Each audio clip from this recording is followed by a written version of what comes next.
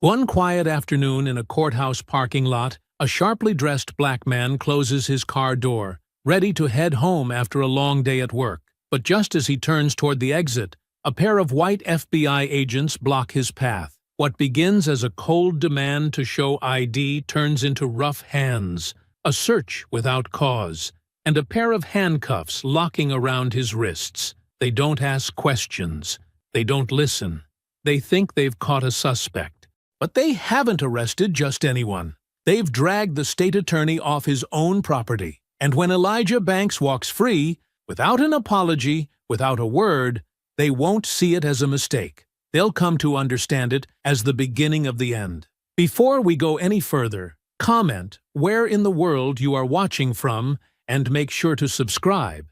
The air outside the courthouse was thick with early summer heat, the kind that clung to your collar and made the pavement shimmer beneath your shoes. Elijah Banks stepped into it without flinching, his tie still knotted, suit crisp from a day in court that had run longer than expected. He carried no briefcase today, just a worn leather portfolio under his arm, a habit he'd kept from his early trial days, and walked with the calm assurance of a man who had earned his authority not from ego or entitlement, but from years of watching the law twist and learning exactly where it could be straightened.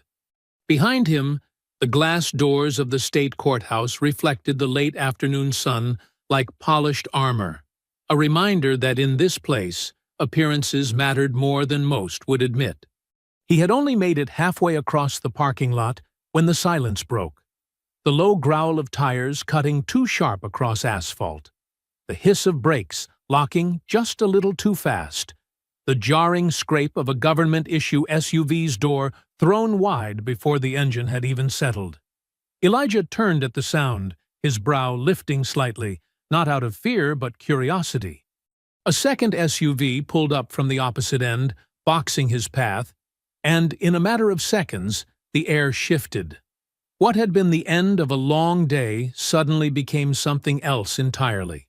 They moved with purpose, 4 of them at first, all in plain clothes but wearing the clipped pace of federal agents. One of them, taller than the rest, called out, not a greeting, not a question, but a command. "Hands where we can see them." Elijah's steps slowed. He let the portfolio drop to the ground gently, both hands rising in a steady motion that betrayed none of the confusion growing behind his eyes. He didn't ask why. He didn't challenge. Not yet. Instead, he kept his voice low, even, and loud enough to be heard over the hum of the courthouse's outdoor generators. "I'm Elijah Banks, state attorney. My credentials are in my jacket pocket." The agents didn't pause. One of them closed in fast, grabbing his wrist and twisting it behind his back before the others could even form a proper circle. Another dug into his pocket without permission, pulling out the ID and flipping it toward the sun, as if expecting it to melt under scrutiny. "I said, I'm the state attorney," Elijah repeated, his voice still calm, but now clipped at the edges, shaped by disbelief more than fear. "You match the description of a suspect in an active case," one of them snapped, offering nothing more than that before pushing him forward against the hood of the SUV. Metal kissed his chest as hot handcuffs closed around his wrists, too tight, without care. Somewhere across the lot, a security guard from the courthouse took a few cautious steps forward, then stopped, unsure whether to intervene or disappear. The taller agent stepped into Elijah's peripheral view, holding the ID between 2 fingers like it meant nothing, like it hadn't come from the governor's office itself. "You can explain everything once we're at the field office." "You're making a mistake," Elijah said again, not pleading, not shouting, just speaking the truth plainly, as he always did. Another SUV rolled up behind the first 2. A younger man stepped out, this one in tactical gear, not plain clothes, and opened Elijah's car without a warrant, without a word. They began rummaging through his glove box, pulling out files, a laptop, even the sealed envelope he'd been preparing to deliver in person to the appeals court next door. "Hey, That's privileged state material, Elijah barked, louder now, straining against the cuffs, his voice finally rising, not out of panic, but fury. Should have thought about that before showing up with the same car and billed as a suspect, someone muttered behind him. Elijah turned his head slightly, enough to catch sight of the agent rifling through his trunk, lifting his suit jacket from a hanger, and shaking it out as if expecting drugs to fall from the lining. The absurdity of it all stung more than the restraint on his wrists. The badge, the ID, the position, none of it mattered in that moment. All they saw was a black man in a suit, in the wrong place at the wrong time. They pushed him into the back of the SUV, head ducked not out of force, but choice. He knew how easily force escalated. The door slammed behind him. No one read him his rights. No one told him where they were taking him. The courthouse faded behind the tinted glass, replaced by the dull thrum of traffic and the sting of heat trapped in metal. He sat there in silence, pulse steady, jaw clenched. Not because he was surprised, but because, deep down, part of him always knew it could happen. Even to him. Even here. And the longer the ride stretched on without explanation, the clearer it became. This wasn't just a mistake. It was something worse. The holding facility sat on the edge of the city's industrial zone, tucked behind a concrete barrier and 2 rows of fencing wrapped in weathered barbed wire. From the outside, it looked more like a power substation than a place where rights were quietly suspended, where time dissolved into fluorescent silence. Inside, the coldness wasn't just in the air conditioning or the color of the walls. It was in the way people moved, in the way no one met Elijah's eyes as they passed him in the narrow hallway, in the way the agents who brought him in never once used his name, only the suspect, as though acknowledging who he really was might undo the authority they were clinging to. They had removed his belt, his watch, and his wallet before leading him through the intake process. He sat in a windowless room, alone, hands still cuffed behind his back for longer than procedure demanded, while one of the agents filled out paperwork at a desk just outside the door. When he asked to make a call, to his office, to his son, to the state governor's legal counsel, the answer came back in the form of silence, broken only by the scratch of a ballpoint pen and the humming light above his head. Elijah didn't pace. He didn't shout. He sat perfectly still, his back straight against the hard metal chair, his eyes fixed not on the wall in front of him, but on something beyond it, the shape of every decision that had led him here, the quiet calculation that tomorrow someone else might take his place and have no way out. Every passing hour folded into the next, with no explanation, no charges, and no acknowledgement of the badge they had tossed aside like a counterfeit. He had been through worse, but never like this. Never in his own jurisdiction, never in his own name. Eventually, someone opened the door. A junior officer stepped in, eyes darting between the file in his hand and Elijah's face. He looked uncomfortable, not in the way someone feels when they realize a mistake has been made, but in the way a man looks when he's just been told the person he helped detain is someone he should have never touched in the first place. He didn't speak at first, just swallowed hard, walked over with a set of keys, and unlocked the cuffs with a tension that made the air feel heavier than it already was. There's been a mix-up," the officer mumbled, not meeting Elijah's eyes as the shackles dropped into his hand. Elijah rose slowly, his shoulders stiff, the bruises on his wrists already beginning to darken. He said nothing at first, just looked down at the cuffs, then back at the officer, as if waiting for something else. An apology, an explanation, a reason to believe this was anything more than what it clearly was. But none came. "I asked to call my office 6 hours ago," Elijah said quietly. The officer nodded once, helplessly, but didn't answer. "I told your agents who I was in the parking lot. Elijah continued, his voice low, even, like someone explaining something to a child who should have known better. I identified myself. I gave them my credentials. I offered to cooperate.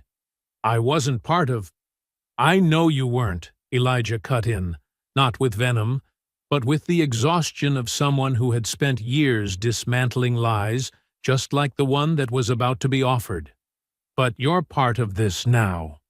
Outside the holding room, the taller agent, Weller, if Elijah remembered correctly, stood near the exit, arms crossed, posture casual in a way that belied the severity of what had just occurred. He didn't look surprised to see Elijah walking free. He looked irritated, like a man who had expected someone else to take the fall if things got messy. "You're free to go," Weller said, voice flat, lips barely moving. "No charges filed. Your car's out front. Everything should still be there." "Should be?" Elijah echoed, arching one brow. "We didn't find anything. That's what matters." Elijah studied him, memorizing the tone, the way he shifted his weight when challenged, the cold amusement lingering just behind his professional mask. He didn't say a word. He didn't need to. He just turned and walked past him, his steps steady, his silence more damning than anything he could have said in that moment. The sun was lower now, casting long shadows across the lot. His car sat where they'd parked it, the driver's door slightly ajar, glove box still hanging open.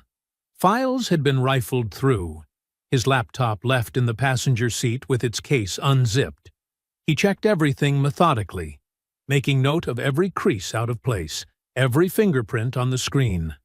Nothing missing, but everything touched. By the time he pulled out of the lot, the anger had settled into something colder, something sharper. Not outrage, not disbelief, just a steady, deliberate understanding. This had not been a mistake, not really. It had been a message, and messages could be answered. He drove through the city without the radio on, the hum of the road steady beneath the tires, the lights changing in slow rhythm as dusk took hold. When he reached his house and stepped inside, his son looked up from the kitchen table, his face tightening when he saw the bruises, but not asking anything. Not yet. Elijah met his eyes and gave a small nod, just enough to say, "I'm here. We'll talk later." He went upstairs, changed out of the suit, and sat at his desk long after nightfall, the same desk where 1,000 decisions had passed through his hands. But tonight, there was no paperwork, no calendar reminders, no legal codes to flip through.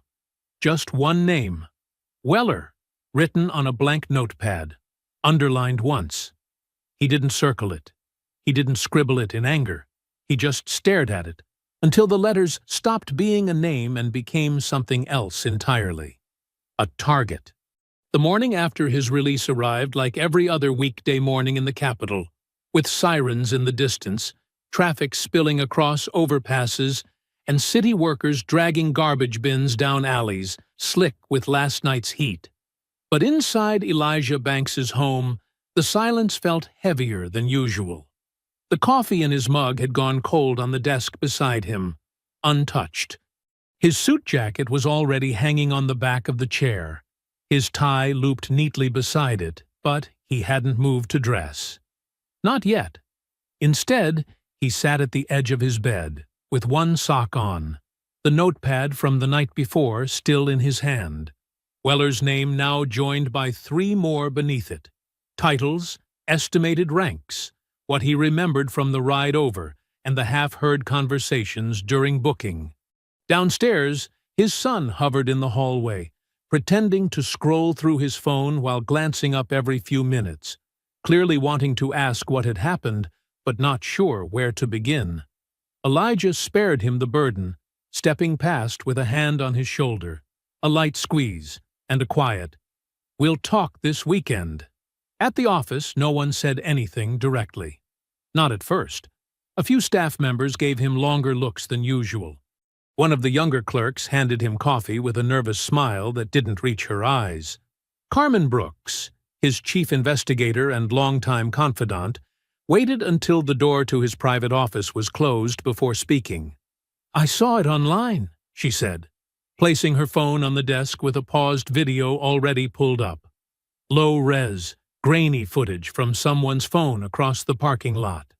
It showed the agents moving in, Elijah turning with both hands raised, the cuffs flashing in the sun as he was shoved against the SUV. No audio, no context, but none was needed. He didn't flinch as he watched it again, just exhaled slowly through his nose, then leaned back in his chair and looked at her with that calm he always carried when the stakes got high. "I want every camera angle from the courthouse. Loading dock, street corner, employee garage, everything," he said, already opening his laptop. "Talk to the marshal's office. Tell them it's related to a personnel investigation. Internal state security. They'll comply faster." Carmen folded her arms but didn't move yet. "Elijah, you want to talk about what happened?" He shook his head once. "No, I want it documented."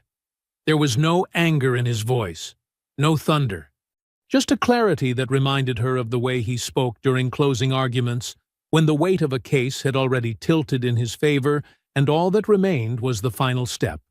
Not to persuade, but to confirm. She gave a single nod, then left the office without another word. By noon, Elijah had drafted 3 subpoenas, narrow in scope, disguised as routine compliance checks, but each designed to intercept communication logs from the local FBI field office. Nothing that would trigger alarm. Nothing that would raise flags. Just enough to begin mapping where the cracks were. He reached out to a contact in the administrative court who owed him a favor and secured expedited approval. By 2 o'clock, the paperwork had already been walked across the street by a junior aide who didn't even realize what he was carrying. Carmen returned with access logs from the courthouse garage and security footage from a camera that overlooked the sidewalk Elijah had crossed just before the arrest. The footage didn't lie. He had clearly identified himself, clearly displayed his ID, clearly stated his title. The audio was weak, but the body language told the rest. He hadn't resisted. He hadn't escalated. They had simply chosen not to listen. Elijah stared at the screen, slow replaying the clip again and again until the agent's movements became mechanical in his mind, each step etched in detail. When Carmen leaned over to speak again, her voice was lower now, sharper. "They didn't just disregard your ID, Elijah. They ignored everything that could have stopped it. That's not negligence. That's pattern." He looked up at her, expression unreadable, then reached for the yellow legal pad on his desk and began writing names again. The list was growing. "Start looking into prior complaints," he said. "Anything filed against Agents Weller, Donahue, Ramirez, or Stone. Go back 5 years, civilian and interagency. Use non-public sources. Tap into the Ombudsman records, even if we have to push." Carmen hesitated. "They'll find out we're digging." "I'm counting on it." That night, Elijah didn't go straight home. He drove past the courthouse, slowing at the exact spot where the SUVs had cornered him. The lot was empty now, street lamps humming softly above oil-stained pavement. He stared at the curb for a long time before pulling away, driving with one hand on the wheel and the other gripping a flash drive tucked into his coat pocket. A copy of the footage he'd already backed up in 3 locations. One copy would be sent to a secure archive, another to his private legal counsel. When he finally stepped into the house, Eric was waiting at the kitchen table again. A sandwich, half-eaten, schoolwork spread around him like a shield. "You okay?" he asked, not looking up. Elijah paused, then nodded. "I will be." He meant it, but not in the way most people use that phrase. Not as a reassurance or a deflection. He meant it like a promise, not to heal, but to fix what had allowed this to happen. To him, to others. Upstairs, The notepad had more names than it had room for, and tomorrow it would have more. The office lights had dimmed into motion-sensing silence by the time Carmen returned with the records.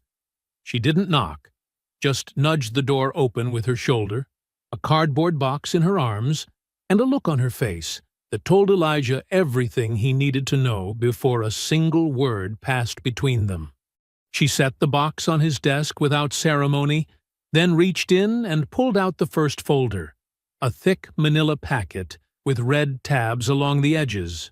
More followed, not one or two, but a dozen at least, each one stamped with complaint numbers, internal memorandums, and review seals that looked official enough to suggest thoroughness, but hollow enough to suggest the opposite. "I started with Weller," Carmen said, flipping open the top file. "But the trail doesn't end with him. Donahue and Ramirez are named in at least 4 of the same complaints.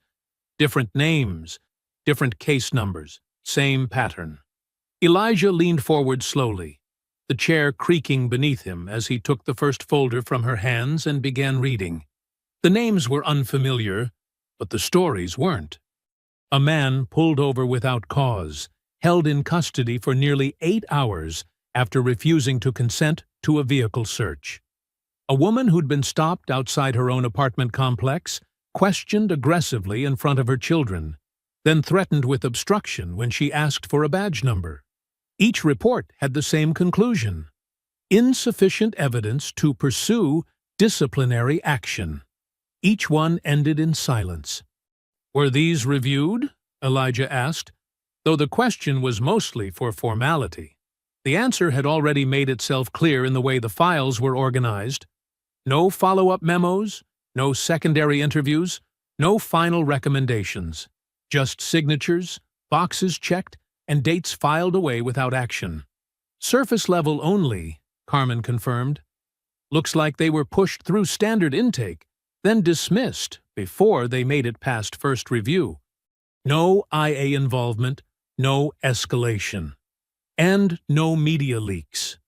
Not one, which means the victims either didn't push or were made to feel like it wasn't worth it." Elijah closed the folder and sat back, pressing his fingertips together in front of his face. He was thinking now, not just as an attorney, but as someone who had spent his career watching institutional rot wrap itself in layers of red tape, each layer designed not to protect the public, but to protect the narrative. The agents hadn't just been careless with him, they had been comfortable. Comfortable enough to act in daylight, comfortable enough to disregard credentials, comfortable enough to do it at a courthouse where every corner had a camera and every corridor echoed with the memory of prosecution. This wasn't a misstep. It was a routine. He stood and crossed to the wall where the city map hung in a steel frame, dotted with small pins from old cases, most of them faded or bent at the tip. Carmen followed his gaze as he lifted one hand and tapped the south loop, near the 6th precinct. "This is where the woman lived. The one with the 2 kids," he said. Carmen nodded. 3 blocks from where Weller's task force ran that informant raid last fall. He tapped again, this time closer to the old freight yards. "And this one?" "Adjacent to the transit corridor. Ramirez filed that stop under a narcotics sweep. But there was no sweep that night. I checked." He turned to face her. "How many of these do we think exist? Unfiled? Buried? Redirected?" She hesitated, then said quietly, "Dozens. Maybe more. I can't get a full count without clearance." "The feds lock their IA complaints behind a firewall we don't have access to." Elijah nodded once, then walked back to his desk, pulling open the bottom drawer where he kept the paperwork most attorneys preferred to avoid. Emergency judicial orders, investigative authorizations, and, tucked deep near the back, a set of sealed files labeled Legislative Intercession Review. Legal tools only state attorneys could use, and only under extraordinary justification. He slid the file out slowly, laid it flat on the desk, and opened it. Carmen didn't ask what he planned to do, She knew, and she didn't stop him. By the time the paperwork was filled out and signed, it was nearly midnight. The fax machine outside his office sputtered to life as he sent the authorization directly to Judge Doyle's private clerk. He didn't need a court date. Not for this. Not yet. What he needed was access. Full access. The kind that cut through jurisdictional walls and stripped away the bureaucratic language shielding federal files from state inquiry. It was a dangerous move, the kind that got careers stalled, allies nervous, and phone calls from Washington. But it was also the kind that pulled the curtain back. He sent the final form with a slow, deliberate press of the button, then leaned back and stared at the screensaver glowing softly on his monitor. The state seal rotating against a blue backdrop, formal and dignified, but hollow now in ways he couldn't unsee. "This doesn't stay internal," Carmen said finally, breaking the silence. "You know that, right?" "I know," Elijah replied, voice low. "But it starts that way. Let's see who tries to stop it." And in the quiet that followed, the two of them sat among the files, surrounded by the weight of names no one had fought for. Until now. The first sign that they knew came not through a phone call or a formal memo, but through the silence that followed Elijah's court filings. Requests that usually returned within hours began to stall. A courthouse liaison who had always been helpful suddenly couldn't locate routine files. One of Carmen's email accounts received a login alert from an unfamiliar IP address registered to a federal subnet. These weren't coincidences. They were warning shots, the kind sent when people with power realize their insulation is thinning, and the person poking holes in the walls doesn't scare easily. Elijah responded the only way he knew how, by moving faster. He expedited the subpoenas through Judge Doyle's office, citing state oversight protocols. He opened a private channel with a small group of deputy attorneys across several counties, feeding them pieces of information under sealed briefs so they couldn't be targeted as easily. And quietly, behind closed doors, he authorized Carmen to begin compiling a protected witness list. Not for court. Not yet. But for the day when this became too large to contain. He expected pushback. What he didn't expect was for it to walk straight into his office unannounced. It was late afternoon, the halls thinning out as most staff wrapped up their day, when the receptionist called through the intercom, her voice strained. "Sir, there's someone here to see you. Says it's personal." Elijah didn't answer right away. Just stared out the window a moment longer, watching a rainstorm begin to gather over the skyline, the clouds folding low over the buildings like a curtain slowly being pulled. He already knew who it would be before the door opened. Weller didn't bother with pleasantries. He stepped in like he owned the place, dressed in a sport coat now, civilian clothes that couldn't hide the posture of a man used to weapons and commands. He didn't wait for an invitation to sit. He closed the door gently behind him and leaned against it, arms crossed, eyes sharp and unblinking. "You've been busy," he said, voice low, carrying that kind of false casualness that meant trouble was coming, only dressed better. Elijah didn't rise from his desk. He didn't ask why Weller was there. He simply folded his hands and looked at the man the way he might examine a defendant who had just made the mistake of speaking under oath too soon. "You're not supposed to be here," Elijah replied evenly. "Federal agents don't conduct unannounced visits to state attorneys without formal coordination." Weller smiled faintly, though there was no humor in it. "I'm not here as an agent. I'm here as a man who's starting to feel like he's being hunted." Elijah didn't blink. "Funny. That's exactly how I felt in the back of your SUV." The room settled into stillness. Weller let the words hang for a moment before pushing off the door and walking toward the desk slowly, as if circling prey, as if calculating just how far he could lean before he crossed a line that couldn't be uncrossed. "I get it," Weller said. "You're pissed. You got your suit wrinkled and your pride bruised, And now you think burning down the whole field office is going to fix that. But let me tell you something, Banks. This crusade? It's not going to go how you think. Elijah leaned back slightly, arms resting on the chair's arms, calm as ever. You should choose your words carefully. I am, Weller said, voice sharpening. You want to play hero? Fine. But heroes don't last in this business. They get swallowed, forgotten, buried under process and paperwork. You start pulling at threads, and sooner or later, something pulls back. Elijah stood now, not rushed, not aggressive, just meeting Weller at eye level. The air between them tightened like a wire drawn too taut, neither man willing to blink first. You came here to scare me? Elijah asked. I came here to warn you, Weller replied. This isn't some low-level precinct issue. You don't know how deep it goes. Then you should have left me alone, Elijah said, his voice colder now. You had a chance to do your job right, to listen, to think before dragging a state official into custody without cause. You didn't just break protocol, Weller. You showed the world how casually you treat power when no one's watching. And now someone is. Weller's jaw tightened. He didn't respond right away. Just stared at Elijah like he was trying to see through him, like he was searching for weakness and not finding any. You're making enemies you can't see, he said at last. And you're mistaking silence for safety, Elijah replied.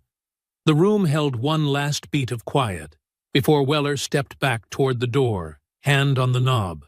I won't say it again, he said. Back off. I didn't need you to say it the first time, Elijah answered, already sitting again, already reaching for the next file in a growing stack of sealed documents. Weller left without another word. Carmen returned a minute later, having seen the agent leave through the front. She closed the door behind her and said nothing for a long moment. Elijah looked up, his face calm but unreadable. He's rattled, Carmen said. He wouldn't come here unless he felt the ground shifting. He's scared, Elijah corrected. And scared men do stupid things. She glanced at the door. Want me to call security next time? No, he said, eyes already moving back to the folder in front of him. Let them keep coming. Every visit is just more proof.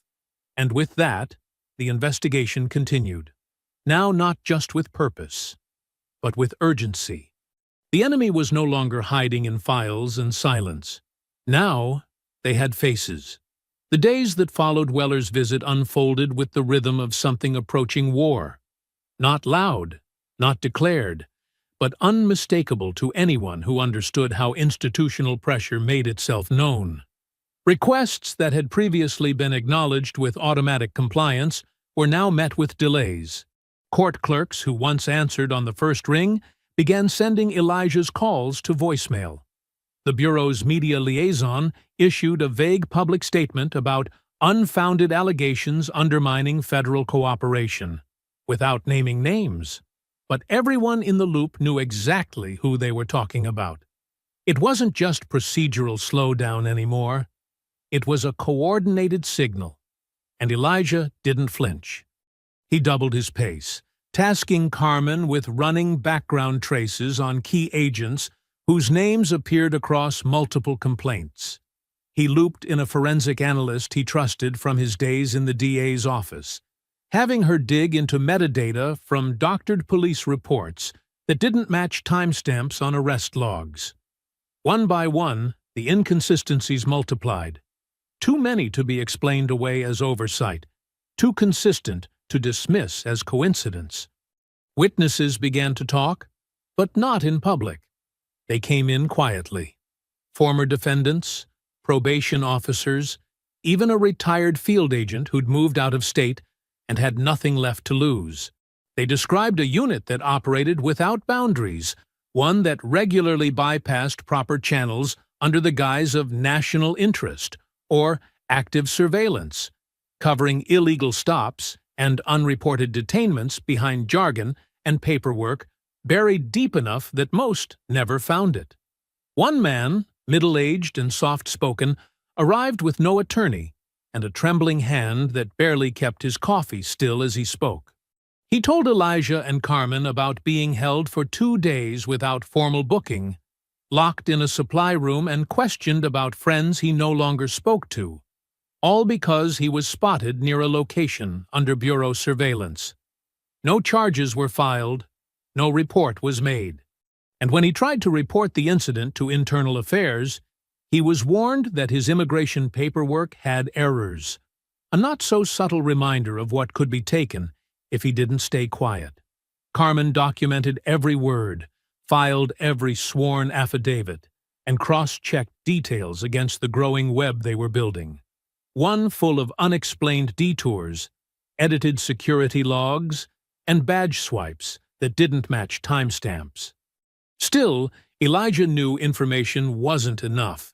This needed to be airtight, protected, and ready for the storm that would come the moment it went public. And then, one night, as he left the office later than usual, the first real escalation arrived. The parking garage beneath the state complex was nearly empty, the echo of his footsteps trailing behind him as he made his way toward his car. The lights overhead flickered as they often did, old wiring reacting to a power grid constantly stretched thin. He noticed the car parked across from his own, nondescript, engine cold, no tags visible, but thought little of it until he saw the shadow move just a second too late. It wasn't much, just the shift of someone ducking low, the faint creak of a door easing closed rather than slamming shut. Elijah didn't approach. He turned slowly, walked back to the stairwell, and made a call. By the time Carmen and 2 off-duty officers he trusted arrived, the car was gone. No tire marks, no security footage. The nearest camera had been turned slightly, just enough to miss the space where both vehicles had been. The message was clear. "Testing your routine," Carmen muttered, as they stood by the empty space. He nodded once. "Next time they won't just watch." They relocated the files to an off-site archive that night, a privately secured facility tied to an inactive civil case Elijah had handled 3 years prior, a location no one would think to look at unless they were already deep in the weeds. He rerouted all digital communications through encrypted servers, and for the first time since the investigation began, he pulled his son out of school for a week and sent him to stay with his uncle across state lines. When Carmen asked if he was being paranoid, Elijah didn't answer. He didn't need to. He knew what it looked like when a system started to turn inward, when silence wasn't enough, when pressure stopped working. He had seen it before, in other cities, in smaller courts, in cases that never made the news because someone decided the cost of exposure was too high, but this time it was personal. And whoever had decided to follow him through that garage was going to learn that he had no interest in backing off. Not now. Not with the truth so close he could practically feel it in the weight of the documents he carried each night. The next morning, an email arrived from an anonymous burner account. No words, just an attachment. A photo taken from a high vantage point across from Elijah's home, zoomed in, grainy, time-stamped at 3:47 a.m. He looked at it for a long time, then deleted it without comment. Carmen found out hours later when she was reviewing internal alerts tied to Elijah's inbox. "You didn't report it?" she asked. "No need," he said. "They want me to know they're watching. That's not fear. That's desperation." She didn't argue, but the look in her eyes shifted. The weight of what they were walking into was no longer theoretical. And as the sun dipped again behind the clouds that never quite cleared, Elijah stood at his office window, arms crossed, watching the street below. Not for danger, but for movement, for change, for the moment when everything they had been building would finally tip. They weren't going to scare him off, but they were getting ready to try. It had been 2 days since the surveillance photo landed in Elijah's inbox, and the pressure had only grown heavier. Not louder, that would have been easier to name, to confront, but heavier, in the way shadows lingered longer around corners, in the way routine conversations were suddenly filled with subtext, in the way he started noticing the same black SUV parked near the courthouse 3 mornings in a row. Carmen had urged him to report it formally, to escalate protection. But Elijah knew the moment he did that, everything would be dragged into the open, and the case would no longer be his to steer. Bureaucracy would descend with 1,000 hands, each one claiming to help, but really there to contain the fallout. So he stayed quiet, calculated, moved with purpose. But paranoia wasn't the same as preparedness. It was just past 9 when he left the community round table. The event had been sparsely attended, mostly public defenders and local church leaders, but he'd needed to show his face, needed to keep the public narrative steady while the real battle unfolded behind the scenes. Eric had insisted on coming with him, not out of curiosity, but out of a quiet, protective instinct that had grown stronger over the past week. Elijah hadn't wanted him there, but his son hadn't asked. He'd simply climbed into the car, backpack slung over one shoulder, headphones around his neck. They didn't speak much on the drive back. The streets were mostly empty, the late hour painting the city in long stretches of amber streetlight and deep pockets of stillness. Elijah kept one hand on the wheel and the other near his phone, thumb resting against the silent vibrate setting, a habit now more than precaution. They turned onto their street, a quiet block lined with narrow trees and darkened porches. Just as the SUV emerged from the far end, lights off, engine low. It moved slowly, as if matching pace with Elijah's car, but kept a half-block distance, never getting close enough to provoke, never far enough to disappear. Eric noticed it first. "Dad." "I see it," Elijah said, his voice calm, steady. He made the decision to drive past their house, looping through the neighborhood instead of pulling into the driveway. The SUV followed. No turns, no signals, just a straight trail behind them. Now a little closer. "I need you to get down," Elijah said quietly. "What?" "Eric, now." The boy hesitated for just a second, then ducked low, sliding down in the seat with his hands over his head, heart pounding so hard Elijah could hear it from the driver's side. The first shot hit the rear windshield. Not a warning. Not a misfire. Just the sudden crack of tempered glass imploding inward, followed by the screech of tires behind them as the SUV surged forward. Elijah accelerated without panic, eyes scanning the rearview mirror, heart already calculating options. The engine roared as he took a hard left onto Holloway, then another right onto a side street rarely used at night, but they were still behind him. He could see the outline of a weapon now, the shape of a man leaning from the window, readying for a second shot. The next one hit the driver's side panel. Sparks jumped from metal as Elijah jerked the wheel again, swerving between parked cars, every move fueled not by fear, but by a deep, cold clarity. He needed to draw them out, away from homes, away from witnesses, but not so far that he'd lose the chance to respond. He reached the industrial zone in minutes, the car weaving past closed warehouses and shuttered shipping docks. The road here was rough, lined with gravel and half-lit by broken security lamps. The SUV followed, still pressing close, still trying to force him off course.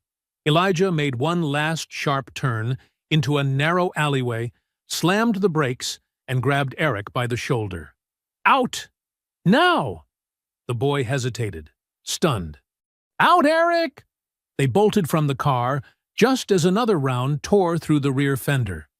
Elijah pushed his son behind a stack of crates, shielding him with his own body, then reached into his jacket and pulled out the emergency signal device Carmen had insisted he carry. It wasn't much, just a ping to a prearranged network of local officers, but it would be enough if they could survive the next few minutes. The SUV pulled into the alley and stopped. For a moment, there was silence. Then a door opened. Elijah didn't wait. He pushed Eric lower behind the crates and stepped out slowly, hands raised but posture defiant. The light behind him cast long shadows, hiding the full extent of his face, but the resolve in his stance was unmistakable. "You've already missed," he said, voice clear across the alley. "And I don't run." There was no response. Just the hum of the engine and the quiet shuffle of boots on gravel. Then, tires peeled. The SUV backed out fast, disappearing around the corner just as sirens began to echo faintly in the distance, growing louder. By the time Carmen arrived at the scene, Elijah was standing with one hand braced against the side of the crates, blood on his sleeve from where a shard of glass had grazed him. Eric sat nearby, wide-eyed, pale, but silent. "They tried to kill you," she said, the words dry in her mouth. "No," Elijah murmured. "They tried to scare me." Carmen stared at him. "You still think you're not in a war?" Elijah turned toward the flashing lights that had begun to fill the alley, his expression unreadable, voice flat. "No. I think they just told me how scared they really are." The alleyway attack didn't make the news that night. It didn't appear on morning broadcasts or in the city's early papers. The report filed by responding officers was marked as unknown assailants, and the SUV's plates, as Elijah had expected, came back registered to a shell company with no traceable owner. There was no public manhunt, no citywide alert, just a quiet intake, a few polite questions, and the vague suggestion that perhaps the gunfire had been mistaken for fireworks, despite the casings still warm when they arrived.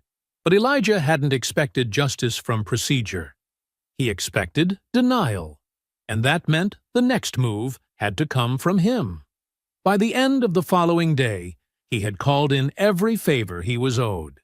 He contacted Judge Doyle directly, submitting a sealed motion to bypass standard evidence review protocols and requesting full access to sealed internal correspondence between the Bureau's field office and its Washington liaison. The request was precise, citing state oversight authority and referencing past abuse cases as precedent. Doyle didn't argue. She granted the motion without delay, and Elijah had the signed order in hand before the ink was dry. From there, things moved quickly. Carmen traced the shell company linked to the SUV to a property management group that controlled multiple abandoned buildings across the industrial corridor, the same corridor where at least 3 of the earlier complaints had originated. She flagged photos from the attack site that showed an adjacent building with a shattered upper window and sent them to Elijah with a single note. They were watching long before we arrived. He forwarded the images, along with a carefully worded summary of the attack, to his off-the-record contact at the Ledger, one of the few remaining investigative papers that hadn't yet folded under corporate pressure. He didn't ask them to publish. He didn't have to. By the following afternoon, the headline was quietly running on their online column. State Attorney Survives Alleged Ambush, linked to ongoing misconduct probe. It didn't name names, but it changed everything. Within hours, the courthouse buzz shifted. Staff who had previously kept their heads down began dropping quiet notes into Carmen's inbox. A former intake officer came forward, requesting to meet off-site. She brought with her a copy of an unredacted booking report from 2 years earlier, one that named Weller and Ramirez directly in a hold that had never been filed. A man detained under the label Covert Investigative Interest, who had vanished from the system without explanation. Elijah hadn't seen that name in any public log, but now it was in his hands. And it wasn't the only one. Public defenders began to call, quietly at first, then steadily, voices low and careful. They recounted clients who had disappeared for days, arraignments that were postponed without notice, hearings where no paperwork arrived because it had never been submitted. Carmen began assembling a timeline on the wall of Elijah's office, each incident marked with thread and tape, slowly revealing a map that stretched across precincts, neighborhoods, and years. At the center of it all was the same unit, the same names, the same pattern. But it wasn't just volume that made the case stronger. It was what came next. A former bureau tech specialist, quiet, nervous, and reluctant even under promise of anonymity, agreed to meet Elijah in the basement of a university law library where he once gave guest lectures. The man didn't speak much. He simply handed over a flash drive and a handwritten note. They've been deleting internal communications manually. Not from the system, from the backups. These are recovery logs. I had to strip encryption from the secondary layer. Use it carefully. Elijah said nothing as he took the drive, just nodded once, then left without looking back. That night, Carmen decrypted the files in silence. The messages were short, clinical, but unmistakable. Internal memos acknowledging unsanctioned field interviews, off-grid detainment, and the use of informal location holdings for non-compliant subjects. There were timestamps, sender IDs, approval codes. It was a roadmap to everything they had suspected. But now, it wasn't theory. It was proof. And with proof came risk. Carmen's car was broken into 3 days later. Nothing was stolen. The glove box was rifled through, her files untouched, but her rearview mirror had been tilted downward, just enough to suggest someone had been sitting in the driver's seat, watching, waiting. She didn't report it. She didn't need to. Elijah reviewed the footage again, not from the alley, but from the files recovered, the surveillance logs, the deleted data Carmen had pieced together. It wasn't just systemic. It was structured, maintained, supervised. They weren't dealing with rogue agents. They were dealing with a sanctioned system, one that had been operating in plain sight under the protection of language, of policy, of silence. And now, the silence was breaking. The press began to stir. The Ledger's article was picked up by a national outlet. A civil rights organization filed a formal request for an inquiry into Elijah's arrest, citing public records and the newly surfaced evidence. Protesters began to gather outside the Bureau's field office, not in large numbers, not yet, but enough to attract cameras, enough to remind the agents behind the windows that people were watching now. Elijah sat with Judge Doyle in her chambers the following evening, both of them looking over the files, the photographs, the tangled history of names. "You're pushing a heavy stone uphill," she said quietly. He nodded. "But at least now, they can't pretend it isn't there." She signed the next batch of subpoenas without hesitation. As he left her chambers and stepped out into the long marble corridor, Elijah passed a news crew setting up near the courthouse steps. He didn't stop. He didn't wave. He just adjusted his tie, tightened the grip on his briefcase, and walked straight through the center of the frame, silent and unshaken, knowing the fight was only beginning, but knowing, too, that the truth was finally louder than their fear. The wall inside Elijah's office had become something else entirely now. Not just a workspace, not just a board of reference, but a living map of failure, of abuse, of names that had been overlooked for years while the system folded itself into silence. Carmen had filled it edge to edge with pinned reports, printed emails, location markers, and court case numbers that traced their way across the city and out into neighboring counties. Red thread looped between them like veins, tying together stories that had, until now, been treated as isolated, unrelated mistakes. But they weren't mistakes. They were method. And it wasn't just Elijah who saw it. Over the last week, more people began stepping forward, not just victims, but staffers, junior attorneys, a retired paralegal from an old public defense firm who had noticed familiar language in detainment records years ago and filed a memo no one had read. A former city judge, now living in another state, submitted a sworn statement that he had once raised concerns about the same agent's behavior after a case fell apart under scrutiny. His letter had been ignored.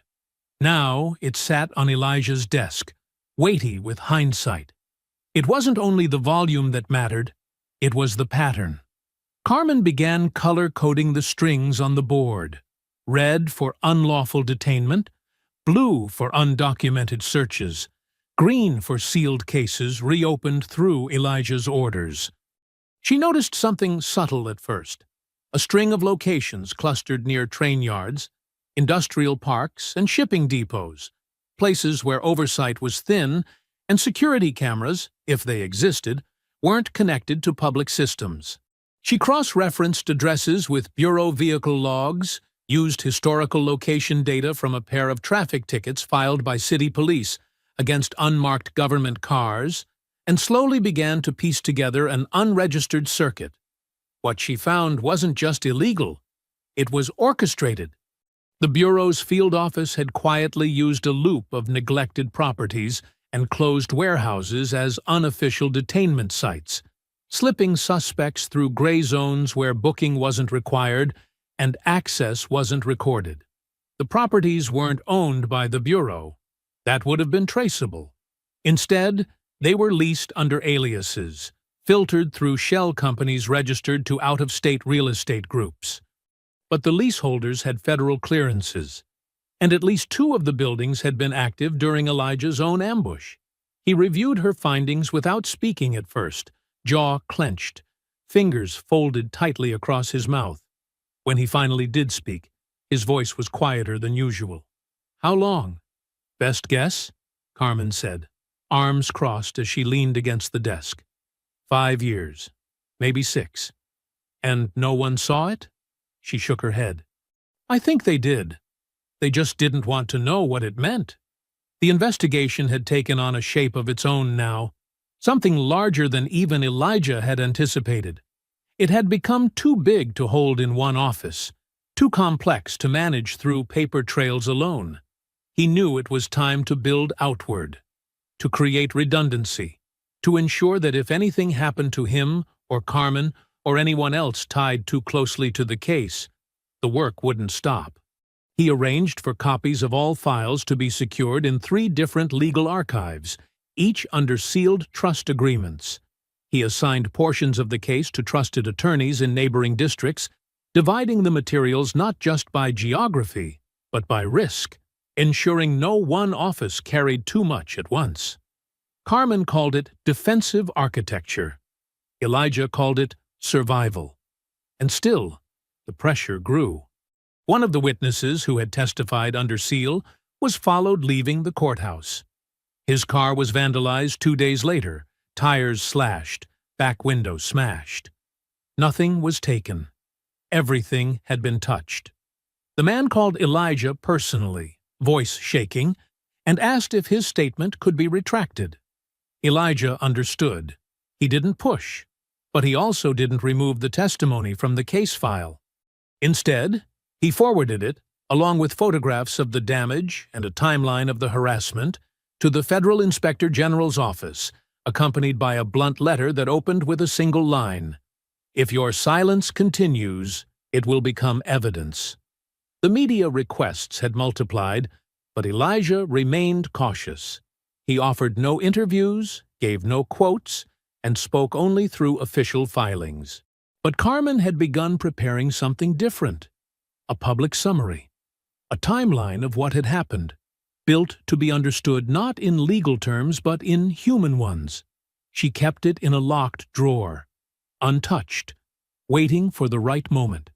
And in the midst of all of it, she found something unexpected.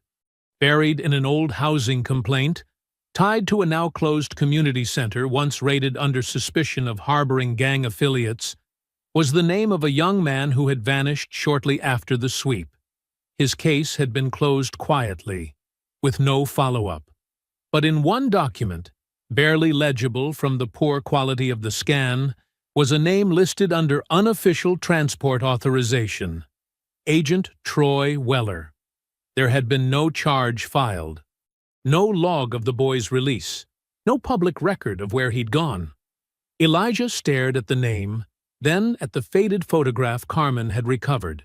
A boy no older than 16, wearing a borrowed tie in a blurry ID photo. "Find his family," Elijah said, his voice steady. "They're listed out of state now. Relocated 2 years ago.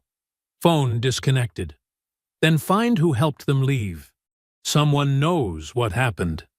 As Carmen nodded and began gathering her files, Elijah stood once more by the wall of string and documents, his eyes tracing the red lines as if reading a language no one else could see. What had started as retaliation was now revelation. The closer he got to the truth, the more it became clear that this was never about his arrest. It had been about everyone who had been silenced before him, buried by paperwork, erased by fear. And now, for the first time in years, their names were being spoken again. By the end of the month, Elijah's office was no longer just a place where legal work was done. It had become a staging ground, the eye of a storm that had begun pulling in voices from every corner of the city. The air inside carried the weight of momentum, of something too large to pause now, too urgent to ignore. Files moved constantly, between hands, across desks, into sealed envelopes carried down quiet hallways under escort. Even the courthouse janitors noticed the change. They stopped mopping certain floors during working hours, choosing instead to slip through in silence, nodding when they passed Elijah, but never saying much, as if they too understood that something was happening here, something they'd waited a long time to see. It wasn't just city pressure anymore. It had begun to reach beyond state lines. One of the sealed subpoenas Elijah filed 2 weeks prior had triggered a formal response from Washington, not through an open channel, but through a sudden audit request, demanding to review the administrative scope of Elijah's authority over interagency records. It was dressed in polite language, stamped with the seal of a federal oversight board, but its intent was plain: to stall, to muddy the waters, to find something they could twist into overreach. He responded with precision, attaching a full chronology of judicial approvals, including Judge Doyle's emergency ruling and supporting affidavits from 4 independent prosecutors across 3 counties. Each line in the letter was clean, direct, and unshakable. By then, the media had caught the scent of something far deeper than an isolated case. The Ledger's early reports had grown into a series. National outlets began digging into past cases, pulling court records, cross-referencing names Elijah had already identified. Independent watchdogs filed FOIA requests. A leaked internal memo from the Bureau's regional office referred to the investigation as a destabilizing optics crisis. It was the first honest description they'd issued. But the real shift came from inside. One of Weller's former subordinates, a mid-level agent named Curtis Monroe, had submitted a request for transfer weeks earlier. He had stayed quiet until now, not answering Elijah's earlier outreach, ignoring Carmen's attempts to meet. But one morning, without notice, he walked into the state attorney's building with nothing but a flash drive in his jacket and a look in his eyes that said he'd made peace with the cost. Elijah met with him in private, just the 2 of them. No recording, no staff, no pressure. Monroe didn't waste time. "There's a reason you couldn't find body cam footage for the detainments," he said, voice quiet but certain. "They weren't just lost. They were purged." Elijah studied him carefully, letting the man speak without interruption. "They used internal flags, not the standard ones. We had a backdoor override for off-grid operations. Cameras could be disabled remotely. Files could be tagged for non-standard compliance and routed for internal-only review. And once that happened, there was no chain of custody, no outside audit. It disappeared." Elijah asked only one question. "How many times?" Monroe exhaled through his nose, as if bracing for judgment. More than a dozen that I saw personally. And I wasn't in the room for half of what happened. He placed the flash drive on the desk and slid it forward. These are internal logs, not videos, but metadata, timestamp records, flagging history, access logs. It's the paper trail behind the footage you'll never recover. Why now? Elijah asked. Monroe looked down for a long moment, then answered without looking up. Because I watched a boy cry in a stairwell after we pulled him off the street without cause. Because I watched someone fake a warrant signature. Because no one else is doing anything about it. Elijah didn't offer thanks. He simply reached out, took the drive, and nodded once. The next step was swift. Carmen and the digital forensics team cross-referenced Monroe's metadata with previously dismissed cases. Nearly every timeline matched. One of the cases, long buried, involved a man who'd spent 17 months in county detention before the charges were thrown out for lack of evidence. He had been stopped under high-priority suspicion, a phrase that appeared across several logs tied to Weller's team. Elijah had seen it before, but now it wasn't just vague language. It was a marker, a trigger used to bypass oversight. He brought it to Judge Doyle that same night. They sat in her chambers, late again, light pooling from a single lamp, while the rest of the building slept. Doyle reviewed the file line by line, glasses low on her nose, her silence growing heavier as she read. When she finally looked up, her expression wasn't one of surprise. It was weariness, familiarity, recognition of something long suspected and now finally made real. "I can issue a protective order for Monroe," she said. "But you'll need to file with the state board if you want to take this public." "I'm already preparing the report," Elijah replied, "but it won't be public until it's bulletproof." Doyle tapped the last page with her finger. "You're not just pushing an investigation anymore, Elijah. You're preparing to take apart an institution." He held her gaze. "Then it's about time someone did." Outside, the hallway was empty, the echo of his footsteps stretching down marble corridors that had once felt too grand to challenge. But tonight, they were just halls, and he was no longer walking through them alone. The walls were beginning to crack, and with every name added to the board, with every truth uncovered, the weight of what had been done was becoming too much to bury. By the second week of public pressure, Elijah no longer needed to chase attention. It followed him. Reporters waited at the courthouse gates each morning. Every filing his office submitted was combed through by national outlets, dissected line by columnists and watchdogs. The Bureau had gone quiet. No press briefings, no rebuttals, just internal silence and carefully worded statements through legal counsel that said everything by saying nothing at all. Elijah knew what that meant. Not retreat, not surrender, containment. They were trying to run out the clock, but they had already lost the timing. He scheduled a closed-door presentation before the State Oversight Board, a panel known more for rubber stamping than resistance, and walked into the chamber with nothing but a thick binder under one arm and a small portable projector in his hand. Carmen followed behind him carrying 3 sealed boxes filled with files, evidence logs, signed statements, and forensic reports. He didn't raise his voice. He didn't deliver a speech. He simply walked through the evidence piece by piece, name by name, until the room stopped scribbling notes and started listening.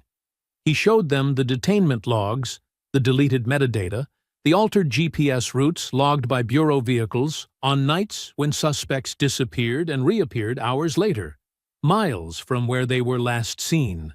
He showed them the facial recognition logs that had been manipulated to justify stops after the fact. He presented an audio clip recovered by Monroe, a half-minute recording of a conversation between 2 agents discussing whether to hold the kid overnight and figure it out later. There was no interpretation needed. It was clear. At the end of the 2-hour session, He didn't ask for a recommendation or approval. He asked for full investigative authority, statewide. And they granted it, unanimously. The move triggered panic inside the Bureau. Agents began reaching out through back channels, requesting meetings, trying to feel out where they stood in the collapse. Weller disappeared from public view entirely. His badge was quietly deactivated 2 days later, an internal decision made under suspension pending review, but no statement followed. Elijah noted it with little reaction. He had expected more resistance. The silence meant something worse.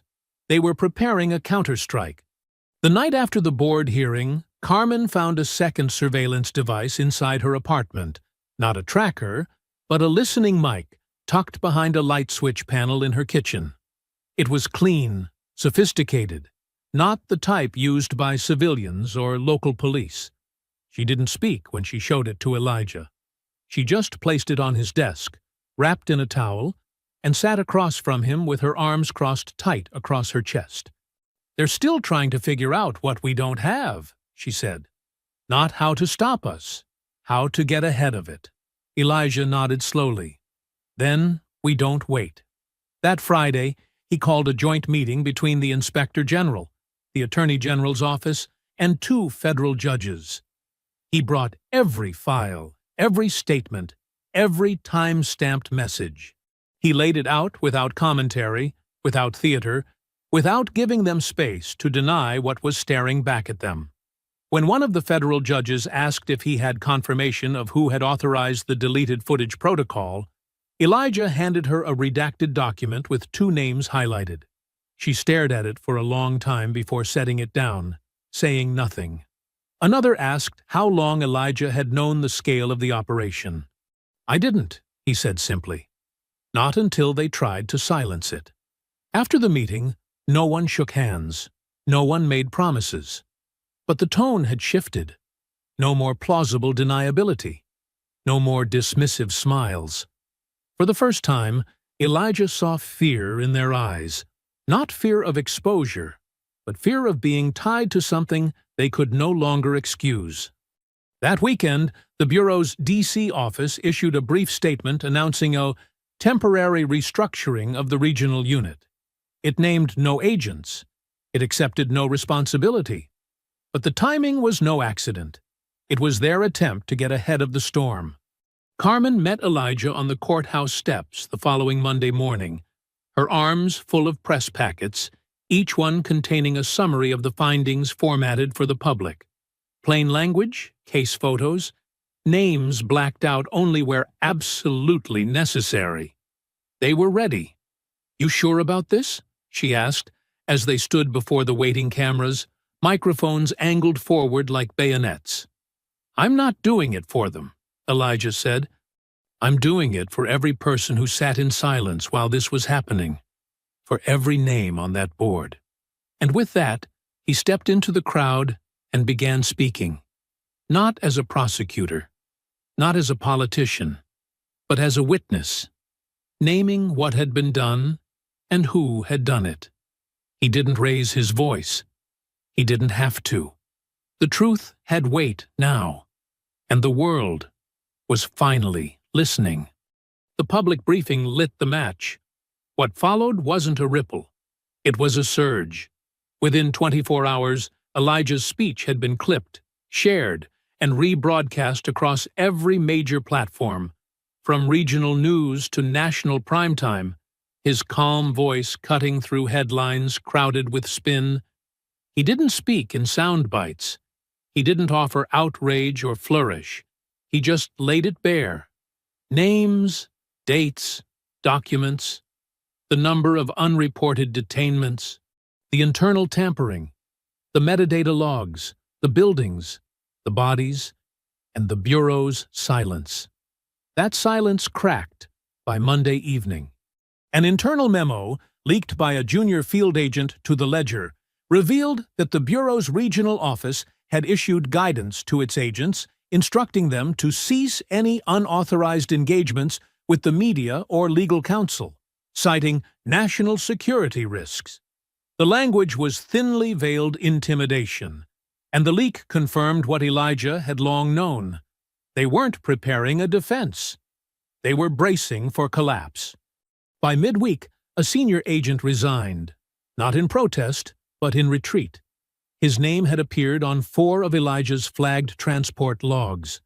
2 days later, another agent, this one named in a separate batch of abuse claims, was placed on administrative leave.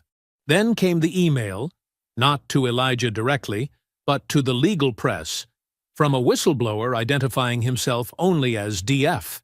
He claimed to have access to backup copies of deleted arrest footage that included confirmation of off-record detentions and the intentional erasure of booking entries.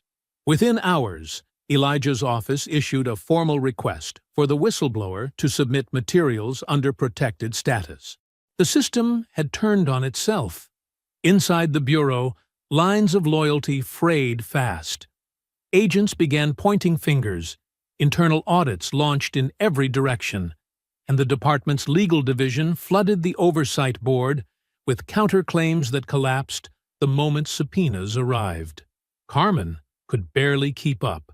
Every hour brought new folders, new names, new patterns of misconduct unfolding like rot pulled from behind a wall.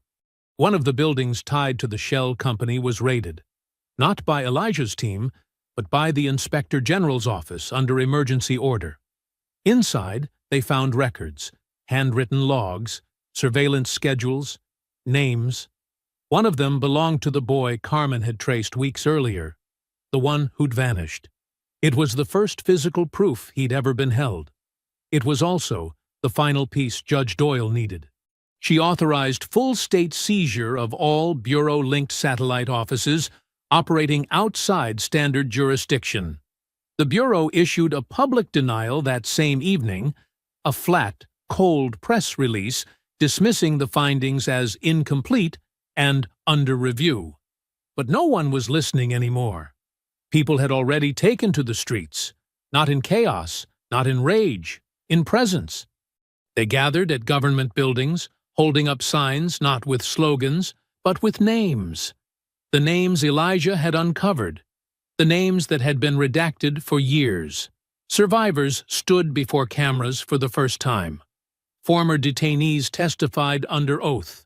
Clerks who had processed the paperwork that led nowhere came forward. Lawyers who had once been warned to back off returned with files they had kept quietly, waiting for a day like this. Elijah didn't speak at every event. He didn't need to. His presence had become symbolic. His work was already woven through the case files now referenced by every newsroom, every policy committee, every late-night monologue. The truth had outgrown him, and that was exactly what he wanted. Still, there was unfinished business. He returned to the state complex one morning before sunrise, his tie undone, a folder under one arm. He walked through the quiet halls to the basement archives where the original complaint files were stored, the ones that had never moved, never been read, never triggered so much as an internal question. He sat on the concrete bench, opened the file, and read again the very first name, his own. He remembered that day, the sound of the handcuffs, the voice that told him his credentials didn't matter, the heat of the SUV's hood as his cheek pressed against it. He wasn't angry anymore. He was ready. That afternoon, Elijah submitted a formal motion recommending criminal referrals for the agents named in the misconduct files, including Weller. The motion was accompanied by sworn testimony, data logs, internal memos, and a signed letter from Judge Doyle confirming that the Bureau had knowingly and repeatedly violated civil rights through targeted detainment practices with full awareness of their illegality. Carmen delivered the document in person. That evening, the Bureau's Washington headquarters released a new statement. The agency is cooperating with ongoing investigations and will be restructuring leadership in the affected regions. Translation: surrender. The next morning, federal marshals arrived at Weller's home with a sealed warrant. He didn't resist. He didn't speak. He was escorted into the back of a car and driven away without fanfare, his badge stripped, his career over. Others followed. Ramirez, Donahue, Stone. One by one, they fell. By the end of the week, the walls that had once protected them were gone, and for the first time in years, the people who had been silenced, erased, buried beneath paperwork and threats, could finally breathe. The hearing was scheduled without fanfare, tucked quietly into the docket under the title State of North Carolina v. Various agents, federal division, but the public knew what it meant. By the time Elijah stepped through the courthouse doors, the plaza was already lined with reporters, community organizers, and survivors who had waited years to be heard. There were no chants, no shouting, just presence, just people standing in quiet solidarity as the system prepared to account for what it had allowed to fester behind closed doors. Inside, the chamber was packed. Elijah stood, not in the audience, but at the prosecution table beside two of his deputy attorneys. Carmen sat behind him in the first row, not as staff, but as witness, as anchor, the person who had helped carry the weight when it threatened to crush them both. The lead federal prosecutor, brought in to oversee the disciplinary referral, read the charges with steady clarity: unlawful detainment, obstruction of justice, evidence tampering, civil rights violations under color of law. The list didn't need to be dramatic. It was long enough to speak for itself. The agents didn't speak. Not Weller, not Ramirez, not any of them. They sat with their lawyers, eyes forward, suits pressed, faces blank. Men who had once held power over so many, now reduced to names on a page, stripped of their shields, bound by the very laws they had bent for years. There were no outbursts, no denials, only acknowledgement of the charges and quiet entry of pleas. The judge reviewed the files in silence, flipping through folder after folder, the courtroom so still that even the turning of a page sounded louder than it should have. When she finally spoke, her voice carried not with force, but with finality. This court recognizes that the individuals before us acted not as isolated wrongdoers, but as part of a sustained and coordinated pattern of abuse, protected by institutional neglect and fear. These proceedings are not only necessary for justice, they are necessary for repair. No one clapped. No one cheered. This wasn't a performance. It was a reckoning. The terms were set. 3 agents, including Weller, would face federal trial, with bail denied due to risk of interference with ongoing investigations. Others were bound by plea deals and cooperation agreements, their immunity stripped away unless they disclosed full knowledge of the program's operations. Internal Bureau oversight boards were dissolved pending independent review. The department's local office would be shuttered permanently. Every case touched by their unit was reopened, and with it came the rest. State policy reform passed the same afternoon, mandating independent civilian review for every federal detainment conducted without charge. A permanent oversight panel was formed with authority to audit both state and federal law enforcement. Funding was redirected from discretionary surveillance programs to community legal advocacy. Elijah's own office was allocated resources to continue the review and compensation effort for the affected individuals. But that wasn't what stayed with him. It wasn't the courtroom, or the judgment, or the sentences read aloud in a clear, measured tone. It was what came after. The small moments. The father who shook his hand at the courthouse steps, eyes wet, voice caught, just saying, "You found my son's name." The woman who had testified behind closed doors weeks earlier, now holding her daughter's hand as they watched from the gallery. The clerk from records, who had once been told to stop asking questions, quietly leaving a box on Elijah's desk the next morning labeled 1989-1996. records older than he'd expected, untouched for decades. He stayed late that night, not because he had to, because he wasn't ready to close the folder yet. The office was quiet, the hum of the building's vents the only sound, the light overhead soft as he leaned over a new list. Not a list of names to investigate, but names to restore. People whose lives had been derailed by silence. People who would finally have their cases reopened, their records cleared, their dignity returned. It would take time, not weeks, years. But now, there was time. There was space. There was no longer anyone standing in the way. Eric came by the office just past 9. He didn't knock, just stepped in, saw his father surrounded by papers, and sat across from him, quiet for a moment, before asking the only question he hadn't asked during the entire investigation. Was it worth it? Elijah looked at him, tired but clear-eyed, the weight in his shoulders finally beginning to ease. I think it has to be. They didn't talk long, just sat in the quiet, father and son, surrounded by the pieces of something that had finally started to come back together. Not a victory, not revenge, but repair. And for Elijah, that was enough. The wind had shifted by the time fall settled into the city, quieter now, with fewer sirens in the distance and more open windows catching the early light. The courthouse, once a place bristling with tension and expectation, had returned to its usual rhythm.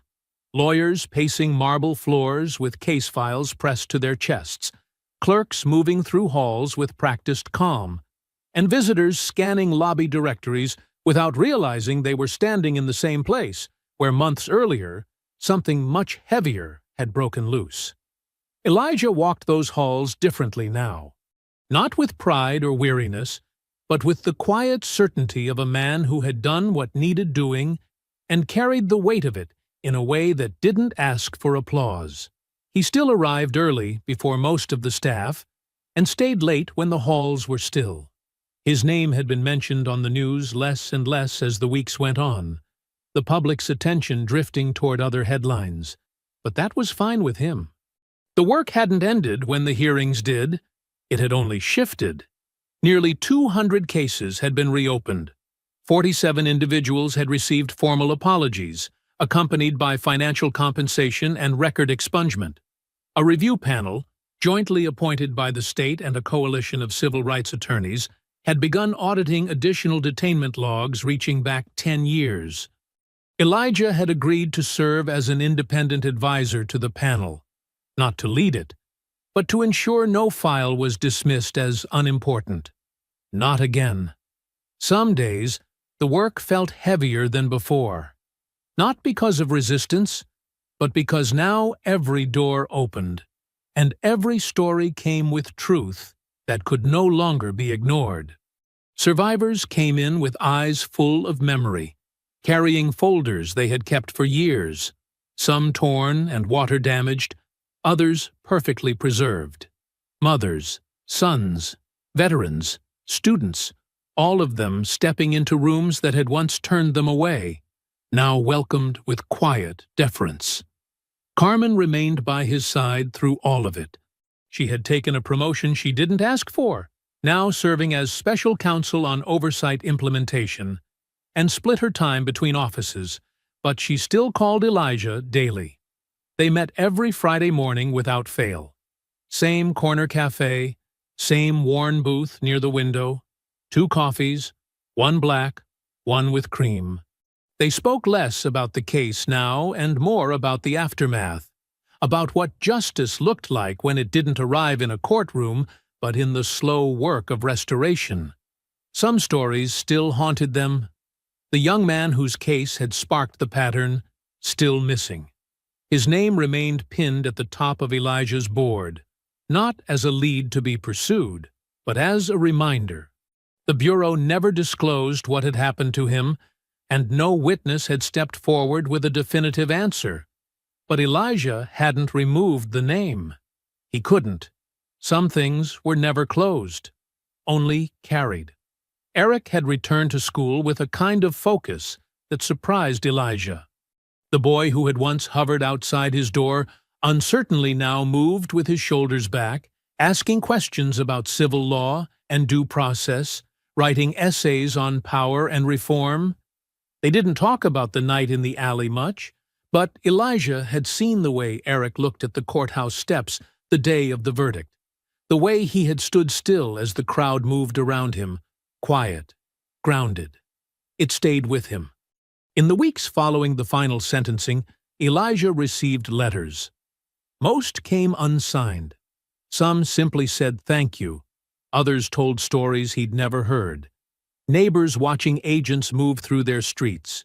Children who didn't know what had happened to a parent until years later. The letters were stored in a drawer in his office, not on display, not for anyone else to read. They weren't trophies. They were testimony. He didn't give interviews. He declined awards. When asked by a local station to speak on what had happened, he offered a single written response. Justice is not a moment. It's the refusal to look away. And that was all. On the last day of the fiscal year, Elijah stood again outside the courthouse, this time not as a prosecutor, not as a witness, but as a man watching the last file of the investigation being delivered to the archive. He didn't follow the box down the hall. He just remained at the threshold, one hand in his pocket, the other resting on the old railing that lined the marble stairs. Carmen joined him minutes later. No need to ask what he was thinking. "They'll rebuild," she said softly. He nodded. "Maybe better this time. And you?" He didn't answer right away. "I think I'll rest. At least a little." The sun was low, casting long shadows across the plaza, the same plaza where everything had started. It looked different now, not cleaner, not brighter, but more honest. A place where silence had finally been broken, where people had stood up, where power had been named and held to account. And somewhere across town, in a small office where legal volunteers worked late into the night, someone else was already starting another folder, another case, another story. Elijah didn't need to be there. He had done what he came to do. And in that, there was peace. I hope you enjoyed that story. Please share it with your friends and subscribe so that you do not miss out on the next one. In the meantime, I have handpicked 2 stories for you that I think you will enjoy. Have a great day.